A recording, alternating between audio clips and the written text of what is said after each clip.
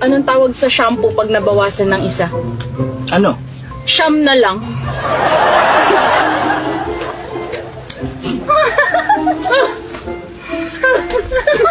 Anong tawag sa puno na hindi mo pwede akyatin? Ay, naku, may Ano? Nakatumba. Mukhang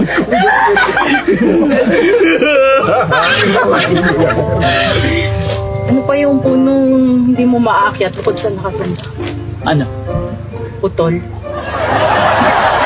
Bakit yung mga biik na baboy tuwing naglalakad, nakayuko?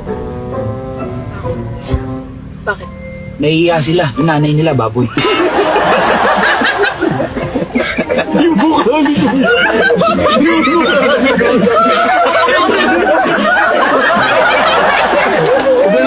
Napatawa nyo!